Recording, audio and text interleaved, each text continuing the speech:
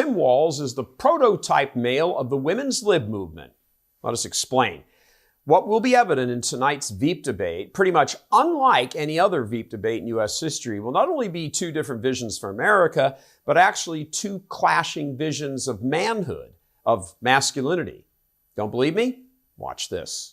It's also been an important part, or an interesting part of how people have talked about your role here is how your role has reshaped the perception of masculinity. And I'm not sure you planned on that, but you are an incredibly supportive spouse. Has that been an evolution for you? And do you think that's part of the role you might play as first gentleman?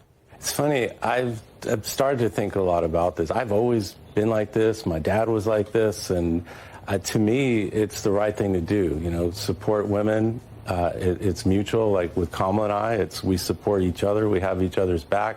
And I've said many times, when we lift up women, we support women, whether it's pay equity, child care, family leave, and all these issues that, this post-Dobbs hellscape, women should not be less than. Women should not have less rights and be treated differently. That's not the American way.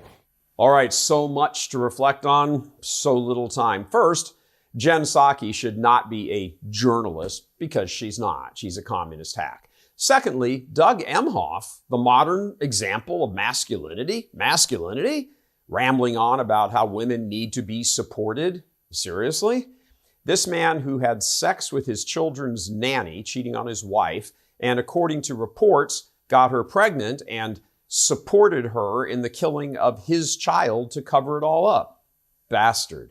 If that's the modern example of masculinity, maybe we need to institute the death penalty for beta males. What's on that stage tonight will be a headlong crash of views about masculinity, the uplifting of it versus the demolition of it. Vance supports women by wanting them to be helped to do the right thing, meaning moral and good. Walz wants to support women by helping encourage them in everything wrong. Tampons in the boys' bathroom, really? There's weird. Unrestricted abortion, of course, and yes, ABC News, Minnesota is one of the 9 states that has 0 restrictions on when an abortion can be performed. Brought to you in Minnesota by courtesy of Tim Walz, who signed that into law. If men like Emhoff and Walz, who revel in killing their own children or supporting women in killing theirs, who support perverting little boys and corrupting their young, still uninformed intellects, if these are the example of modern masculinity, then fold up your tents. I was going to say grab your guns, your weapons of war, but I don't want to trigger Tim Walz. Speaking of lies, here's another. In his claim to be so masculine, it has been revealed by a local Nebraska newspaper that Tampon Tim lied about being in Tiananmen Square in 1989 during the Chinese Communist crackdown. He wasn't there. He was in Nebraska when that was going on. Here's the photo that proves that lie, another lie, again.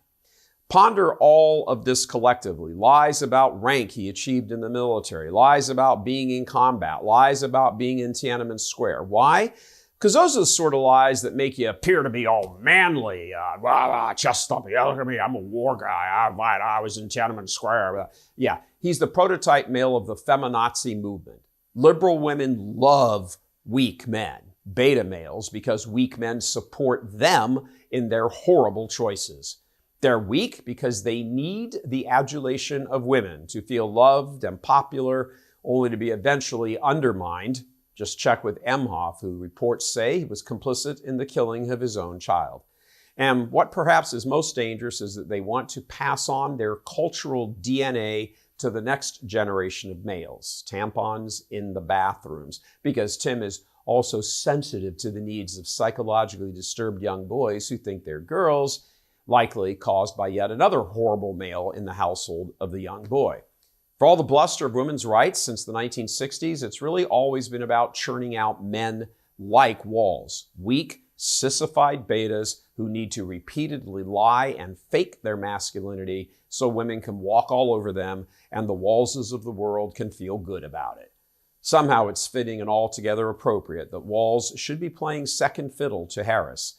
He's had a lifetime of experience doing that, after all. 2 different views of the world and men on stage. It's just a few hours away. God love you. I'm Gary Michael Vorse.